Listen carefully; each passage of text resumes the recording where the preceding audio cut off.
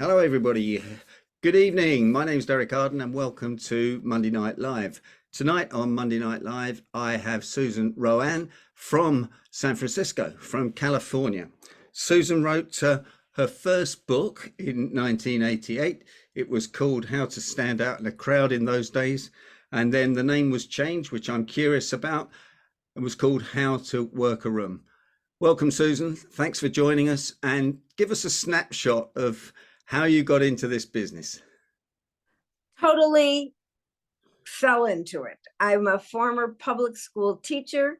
San Francisco laid off 1,200. I was one of them. And I decided to do a career change workshop to help teachers figure out what to do later, because everyone bought into if you can't, those who can do and those who can't teach. That's not true.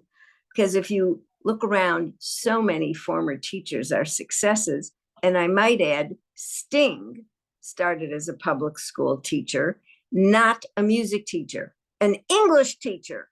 And he probably would never start a sentence with me and my friends, like all the people I hear now. I have a t-shirt someone got me that said, I'm silently correcting your grammar. So I would just let you know that. And that grew into writing for the San Francisco Examiner, because I went and talked about the teachers. An editor heard me. Can we do a local career series? And I did what I call him my mentor of the moment, though he doesn't even know me. Barry Diller said, I said yes. I said yes to something that scared the living daylights out of me. And that turned into all of this. And I wrote for the career series. And then a friend of mine, Judith Briles, did a workshop for potential authors because she was a New York Times bestselling author. She held up my column and said, Suze, you could really write. How to Work a Room should be a book. I call her the godmother of How to Work a Room. But in the UK, they changed the title, and I love the book. And may I show it to you? Of course. How to Shine in a Crowd. And then they called it From Cocktails to Conferences, Practical Advice on How to Work a Room. But they said, oh, Brits would never know what How to Work a Room meant. And I said to my editor, they have a queen who's the best at it. In the second version, they took How to Work a Room. But I have loved this cover and this title all these years. So that's my story, and I'm sticking to it. And I was lucky enough to meet Patricia, be involved with speakers, though I was speaking way before I joined. And life has been a journey. Brilliant. Okay, well, we talk about networking here more than how to work a room. What's the difference between networking and work in a room? Well, I know for a fact they're different because I wrote How to Work a Room and I wrote The Secrets of Savvy Networking, two different books, and I never repeated one word. Wow. How to Shine in a Crowd, How to Work a Room is how do we go into those events, conferences, parties, gatherings, and how do we meet people, connect, etc. Sometimes it's even for us, our high school reunions. Maybe it's even family reunions, which can be sometimes very scary. But how do we get in there and manage the social and come away with feeling engaged? Savvy networking, well, I call networking what you do after you work the room. It's the follow-up, because there are some people we know that are so good at being in a room and meeting people, but they have none of the follow-up. So they don't really have a network. On the other hand, there are people that are wonderful networkers. They do what they say they're going to do when they say they're going to do it. But the thought of walking into a room full of people at a party, a conference, an event, a wedding, makes them have agita. Because most of us don't feel comfortable being around people we don't know. And this is what How to Work a Room is famous for. Me quoting my mother and every mother I know that said, don't talk to strangers. And a lot of us, we bought into that. So How to Work a Room is about how to get over that. And Secrets and Savvy Networking is about what do you do daily, weekly, monthly, consistently. How do you live your life to stay connected, to stay in touch, to follow up, to be what I called in Secrets of Savvy Networker, the matchmaker. In fact, I even did a chapter called Networker, Make Me a Match. Brilliant. So we don't go charging around the room giving our business card out to everybody, do we? As Never. we know, some people do. But let's talk about men and women. Are men and women different to when they work a room? The answer is yes. And we can borrow some of the best qualities from each group. Women, and I've heard the wonderful author Tom Peters say it, women are relationship people. And very often men are more transactional in their networking and in their daily lives. But what we found after women came up with this word networking, this is in the the late 70s, is they were looking at men saying, oh, the old boys network. And they wanted to be like the old boys. And then the old boys began to look at how women was doing it, where they were talking to people, following up, staying in touch. Oh, we want to do what they're doing. So it's really now a combination of the best qualities of both. But that relational part is so important, because you'll hear a lot of businesses say, our business is a relationship business. Well, what business isn't? They're all relationships. And to me, the speaking business, even going to the doctor, if you have a doctor that doesn't have a little bit of relationship, you kind of don't feel they're listening to you. No, absolutely. So it's a combination of both. Okay. You wrote about the concept of referrals 25 years ago. How's that changed? I mean, the world's changed very fast with everything that's going on with artificial intelligence. Well, and I would like to remind people it's called artificial intelligence. And by the way, we knew someone, a colleague of ours here, who was working on artificial intelligence. We knew him from National Speakers Association at Stanford, literally 30 years ago. This isn't new. How we've come to use it has become very interesting, and the abuse of it interesting as well. Referrals are still, there's something at the core of them that's the same. And LinkedIn helped, and this was LinkedIn's original mission, was to expand on the networks we have so we could meet people beyond the 25 or 30. It might end up being that 150. But the core of it is, do you really recommend someone to your best client who you don't like, respect, trust, and think they'll do a good job and have great follow through? No. And on the other hand, do you recommend someone to go to a restaurant where you hated the food and the service? No.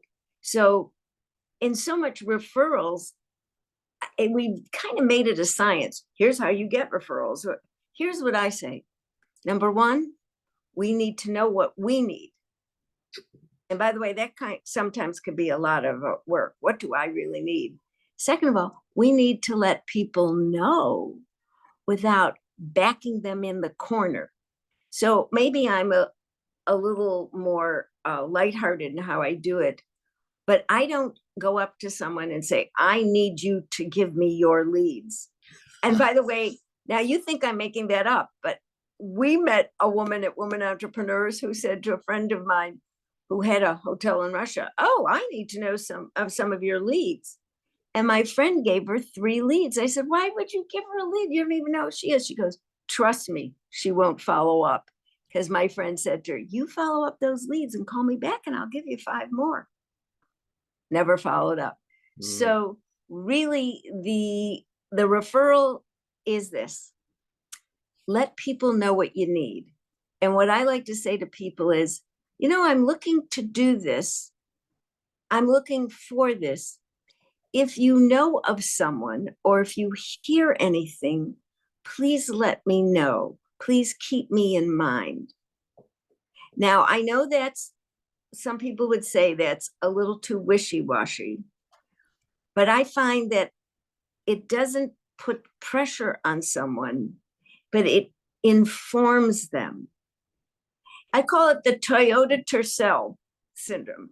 I didn't know anything about Toyota Tercels until I bought one. And that's all I saw on the road because I was aware. So it's your way of letting people be aware.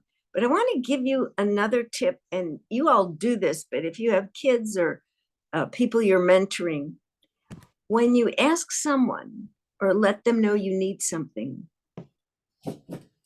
follow up. I don't know about you, but the savvy networkers follow up. And then the third trait they have, and this is what makes them different than the people that say they network and have the networking skills of ticks, is that was my little judgmental sidebar. Go back to the person and let them know where you are in the process. A lot of people don't go back. I know someone that when I was a teacher, I worked with, and then they brought me in to speak as a speaker in San Francisco. And she said to me, my son gave my nephew a lead because my nephew was starting a business in financial, and it turned into a $10,000 client that my son only heard about through scuttlebutt. The nephew never came to him and said, "Thank you so much." This client ended up investing 10,000. By the way, that's when 10,000 was a lot of money. I'm kidding. It's still a lot of money. But to not let someone know that something turned into something wonderful is a huge mistake. Savvy networkers don't do that. And let me give you the phrase, and maybe this is an American phrase, but let me see if it translates. They keep people in the loop. But by the way, I'm from Chicago, and our downtown was called the Loop. No, that translates into over this side of the pond. Now, Brits are a bit nervous about being too in people's faces, but you gave us a good way of describing almost third-partying what you're looking for. So I like that. That wouldn't be something I'd say to Patricia Fripp. That's too American. That was okay. That's something that okay with me over here. So good. Brilliant. So what about icebreakers? So we go into the room, even you and I who teach all sorts of things feel a little bit nervous when we don't know anybody. And, we're looking for an open group where we can be welcomed. What do you say at that point? Well, first of all, I'm going to give the homework. You can take the teacher out of the classroom. You can't take the classroom out of the teacher. So the homework is, before we go into any event, any room, any conference, any meeting, we need to do our due diligence. We need to do a little preparation. You can find out who's there by simply going to the website. But the other thing is, and this really does upset me, people will say things like, "Well, I never listen to the news. It's too upsetting." Oh, I go, that's why you don't know anything. We have newspapers. We can get it on our phones. We should know what's going on in our community, in the world. I mean, they're thinking about doing another school tax here in Marin. I need to know about that because I'm going to pay that, and it's going to be a conversation somewhere. Or our library is asking for donations. Okay. We need to know. So go in everywhere with 3 topics that you could talk about that you've read about. Now, someone else will come in with 3 topics that you don't know about. But here's the thing, if someone brings something up that you're not familiar with, let me give you the words. "Oh, I haven't heard about that. Would you tell me more?" That's how we learn. I mean, I'm not a techie. When these people would walk in and say things like algorithm, and I had no clue what they were talking about, having not done well in algebra. I didn't know, but that's how I learned. Please, can you tell me more? Oh, I didn't know. And here's another thing. A lot of people won't say this, but the words that I've got have served me well. Wow, I didn't know that. So what you're saying to the person is, I didn't know that before you told me. And you're giving someone a compliment for teaching you something. So that would be it. Other icebreakers, every room we go into, we either drove there, we took the tube, we did something. You can talk about the traffic. You can talk about, how about if they're serving food? One of the things I like to say to people is, if it's an event with food, and I assume you have events where they serve hors d'oeuvres. Yep. Okay. Start at the dessert table. Oh, wow. If you start, I tell you why. When you start at the dessert table and someone's holding a little eclair or a crumpet or a chocolate chip cookie, those people will talk to you. They're the dessert people. Well, you can say, oh, is that good? Oh, do you think it has a lot of calories? Oh, is that as good as it looks? People love to talk about food. And that's why our great grandmothers and mothers, they knew it. That's why you got served food. When you go anywhere where there is food, talking about the food is what you have in common. But I love the dessert table. One of the things I often say is, I never start at the cut up vegetable tables, because I never met anyone very interesting standing around cut up vegetables. But that's just a personal preference. But food, I don't really drink, but I have found that if you stand in line to get a drink, even if it's a club soda, talking to the people in line, oh, what are you having? Oh, what brought you here? Little things. How about, I call it the Bonnie Raitt, famous singer. She had a song, Let's Give Them Something to Talk About, but she was talking about something different. But you wear a pin, a scarf, a hat. If someone's wearing a great scarf, you notice it. Our former Secretary of State, the late Madeleine Albright, always did her negotiations wearing a brooch on her left shoulder. And she did that. And actually, I met her and told her that I quoted her. She did that so she could give the heads of state and the diplomats who had never met a woman head of state that they had to deal with something to talk about. Now, she also did this, which I liked. If she knew she didn't like the person, she'd wear the snake pin or the tarantula pin. So she matched it to the person, but give people something to talk about. And here is the icebreaker. When you walk into a room and you see someone with an interesting tie, pin, a scarf, brooch, they're giving you permission to talk to them. I bought my brother, who was the attorney for the Water Reclamation Department in Chicago. He was a big Three Stooge fan. I don't know if the Three Stooges translated over. Oh, did they? May I do that? Okay. So the Three Stooges, I got him a tie that said, it had Mo, Curly, and Larry on it. And it said, Dewey, Cheatham, and Howe, attorneys at law. And I said to my brother, did you ever wear the tie I bought you?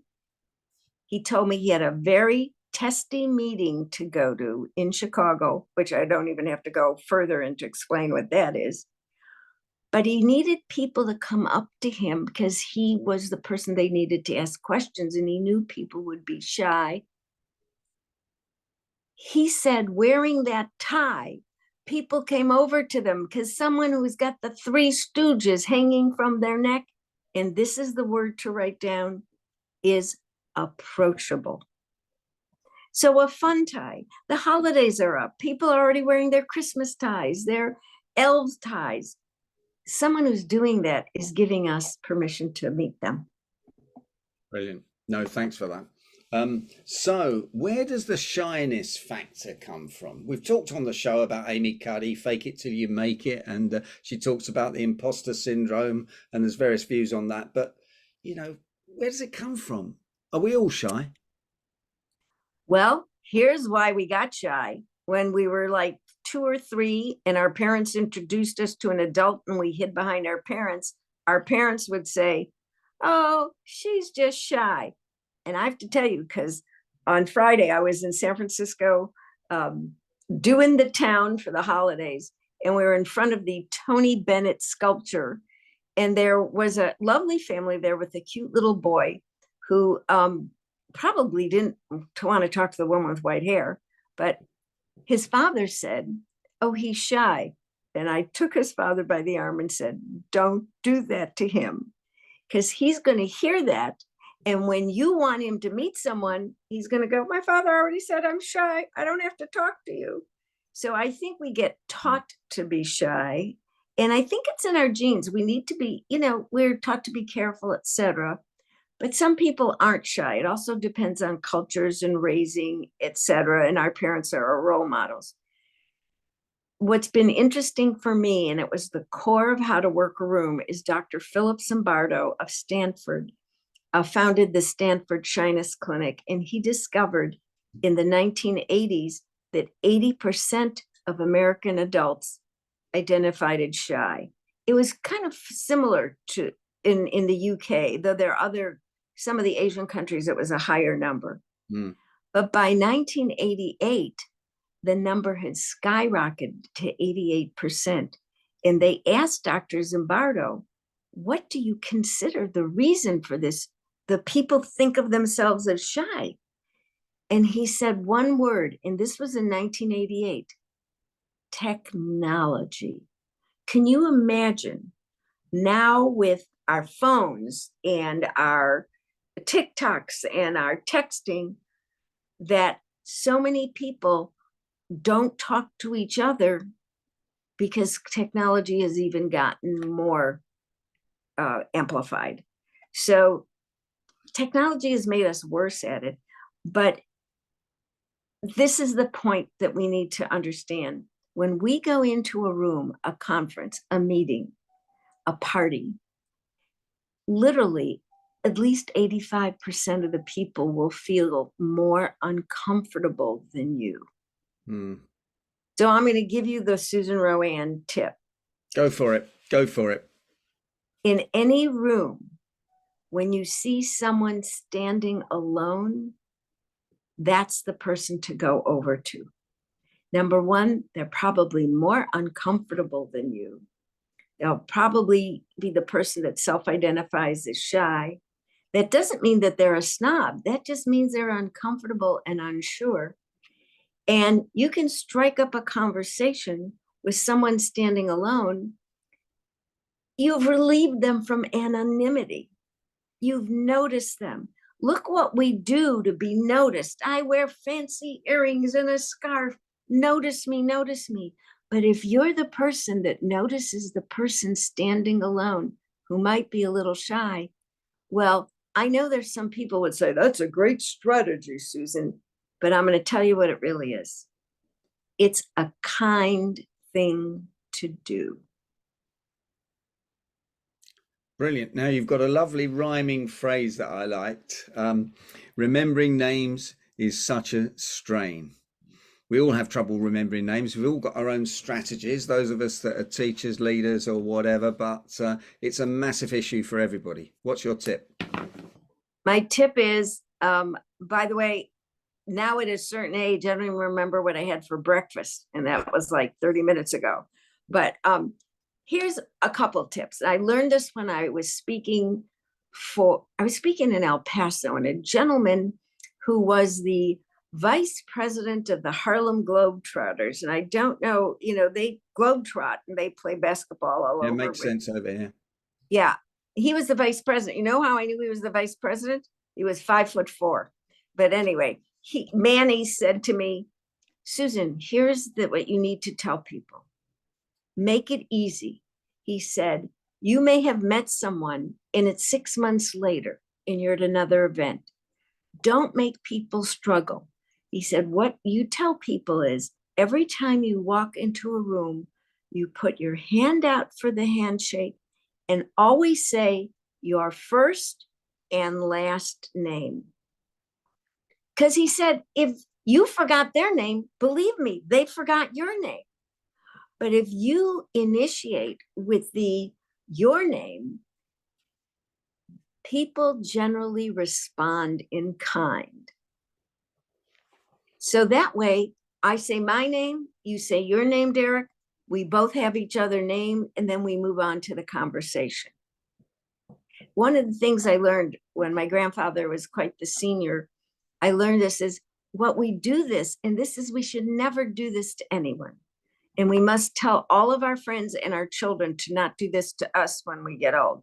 Don't walk into a room and say to someone, do you remember me? I don't remember where I put my keys. I don't ask, because someone did this to my grandfather. It was my Aunt Tilly, went away to Toronto for 2 weeks, came back to Chicago, and I was told, said to my grandfather, who at the time was 86, Pa, do you remember me? And this is where I get my sense of humor. My grandfather looked at her and said, Tilly, you mean you forgot? We must never put people at that discomfort level. We must always say our names. And for remembering names, instead of these mnemonic crazy, put a pot and a hot and a whatever on a head, if you don't remember someone's name, save yourself time and say, I'm at a disadvantage. Thank you for remembering my name.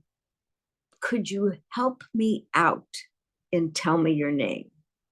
And why say help me out? Because people like to be helpful. And once they tell your name, repeat it. And then if it's a name that's a little complicated to say the first and last name and ask, did I get that right? Give people the opportunity to correct you if you're wrong so that you could say their name correctly. So if you don't remember a name, say so. And I know that a lot of people these days don't pass out cards. They say things like, oh, you can look me up on LinkedIn. Well, do you want to hear my rather maybe a tad snide response to that? If there are some people that still like to have a card so they could see your name, etc., we should all have at least 5 cards on us for people who are a little more senior and a little more visual. But when I was the first woman speaker for LinkedIn, because it's from here, for LinkedIn's first conference for their women engineers. And I was talking to a woman who was a little more senior. She was the, not an engineer, but she was the assistant for the vice president. I said, do you have a card? And she said, oh, you can look me up on LinkedIn. Now, when I give this as a speech, what I say is, really? She gave me homework. Don't give people homework. I know people want, sometimes if you don't have a card, people will want to take a picture of your card. They'll go right to LinkedIn. But here's what happens with LinkedIn. We link in with people and then we don't follow up because we have like 1,000 people on LinkedIn. I always say it's got to be a combination of old school and new school.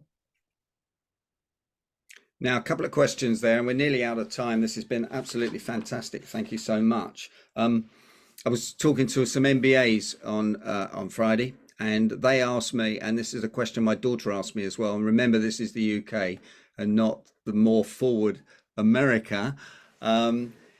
Women, should I put my hand out to shake a man's hand? Now, my daughter has had men sort of think, do that alpha male thing and almost look at her like, who do you think you are? And the same question came from the Chinese and Indian ladies that were studying in the UK. And this was real time now. So that's the first question. The second question is, I said to someone, do you have a card? And he said, no, I'll show you my QR code on my phone and you can take a picture of it. And I went, come on, Thank you. Part of marketing is we have to market to people in the way they want to be communicated with. And by the way, I've had a QR code for like 15 years. And now it's becoming, you can't go anywhere without a QR code. But the truth is, there's still some people that don't want to be bothered with that stuff. So now I want to get to your question about the handshake. Because I did in How to Work a Room, I did a section to not be misinterpreted. Because back when I first wrote it, men took any sign of friendliness as, oh, she's interested in me. So what I did is, first of all, please, men here, forgive me, but I'm going to give you the answer I give. Men don't know what the hell to do with this. So if you're in business, we need to, the handshake is the business communication. This is a pre-COVID answer. So the handshake is it. So what women must do to let men know they're serious. And my mother taught me how to shake hands. My mother was in business for a long time in Canada. What we do is we extend our hand, and to make sure that the message is clear, straighten your elbow so no one can come close. Back when I first wrote it, I called it the Michael Jordan handshake. And then I went to the Kareem Abdul-Jabbar handshake. And now I call it, in the newest version, the Steph Curry handshake, because he plays with the Golden State Warriors. Don't bend your elbow. Don't let anyone get in. Keep that distance. Keep in. And that way that keeps people. Does that make sense? It makes total sense. I get it. Never thought of that. Hadn't heard that one before. Never even thought about it. So love it. Love it. Okay. Okay. So we're almost out of time. One last tip from your vast experience that you heard from someone else. I'm going to ask you to come back and talk about Tony Robbins and Jim Rohn and myths as well. And even Ivan Meissner, because I know that you know him personally, the founder of BNI. And I was privileged to be on the Golden Gate Breakfast Club with you when you interviewed him. So one last tip. One last tip. Everywhere you go, bring me sitting on your shoulder. So when you see someone that you think I'd like to talk to and I don't, just think, what would Susan tell me to do? It would be go over, meet them, because here's my big message. You never know. Everyone has a big marketing thing. You never know. So the corollary to that is we must be nice to everyone. You never know, because that person and it happened to me where I was judgmental at an event with all the corporate accountants, and there was a guy wearing just a sweater. And I remember saying to the managing partner, who's he? And he said to me, Susan, don't judge him. He was early in the internet in Silicon Valley. He said, he's not our client. We would kill to have him be our client. He could buy and sell everyone in the room. And he's not wearing a suit because he doesn't have to. So you never know. And you never know who that senior woman or man, or if they own 51% of the company, or their son or grandson can get you the client you want. And even if none of that is, because I had someone once say to me, and this is the networking part I'll give you.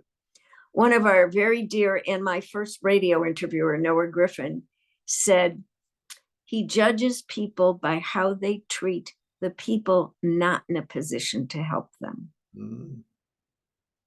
So that would be my tip. Be nice to everyone. Fantastic. Susan, that was fantastic. I'm going to put you on gallery view. I'm going to ask members of Monday Night Live to give you their thanks in the normal way. Thank you. Oh, there's Patricia. And of course, with Patricia on, we get the full Monty of the clapping. Susan, how do people get in touch with you if they want to buy your book, etc.? Well, the books are in bookstores. They're through Amazon and whatever you have in the UK.